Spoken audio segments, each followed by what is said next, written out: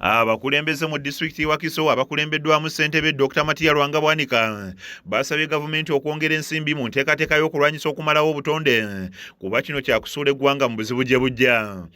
Luli amazzi gagenda nga yasitolinga mu bifo ebyo naye kati essaawa eno amazzi gagenda ne gajjula mu makubo. Enguudo tewali luguudo olusobola kubeerawo ne bwe munaasindika baani nti sibaala ddisi mugende mu monitalinge ekyo kisobola kutuyamba nga guno mulanga gwange nze ngenda gukubira wa Prime Minister Maama Nabbanja.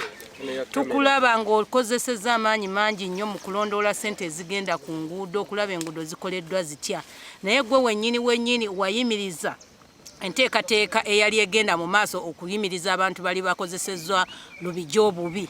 Bano leero balambudde entobazi ezeetoolodde omugga Mayanja mu bitundu okuli Kyengeza, Gobero, Mende wamu n'ebirala ng'eno basanze ebitoogo byonna byasaanyizibwawo dda ne basimbamu ebikajjo, emboga, kasooli wamu n'ebirime ebirala. Bitonde ebituufu nga ebitoogo bwe biba nga tebikyalimu nga tusanzeemu bimera naddala kalitunsi oyo ate eddala yanywa amazzi kitumalamu amaanyi. Tukubiriza abantu baffe ab'eggombolola naddala yaffe ey'Emmende ekikwekweto kijja bwe banaaba bazze nga batandise okukuula ebintu byammwe ate temujje ne mutandika okunenya abakulembeze kubanga ekiragiro kyayita ne babawo emyezi 3. Ssentebe Bwanika ne ssentebe Gombola y'Emmende Ntume Peter balabudde abalimira mu ntobazi zino okuzaamuka mu bbanga lya myezi 3 egyabaweebwa nga teginnaggwako kuba si baakutunula butunuzi ng'eggwanga lifuuka eddungu.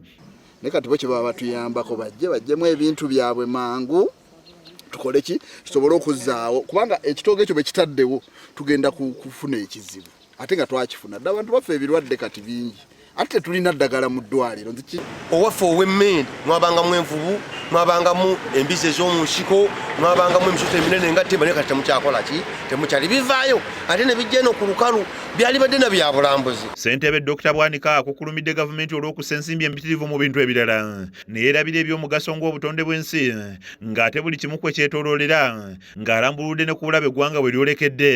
Nene ebyuma byennyini kebeera emmotoka eyinza okutuusa wano abantu teriiwo n'amafuta tegaliiwo era ne bw'onoogenda mu environmental police ojja basanga nga kyekizibu kyekimu kye balina oyinza okusanga mu Wakiso oyo n'oba mu Central Region nga environmental police erina pick up emu oba bbiri ate bwe zigenda okutambula zitambuliramu b'ofiisa kakati ate abalina okujja ku ground nga tebalina kye bakola ki so budget nayo nsonga nkulu nnyo mu bintu bino eby'obutonde bw'ensi.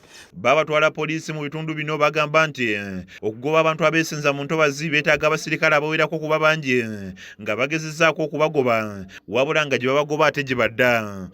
You chase this one here tomorrow and this one will come from behind. You chase this one.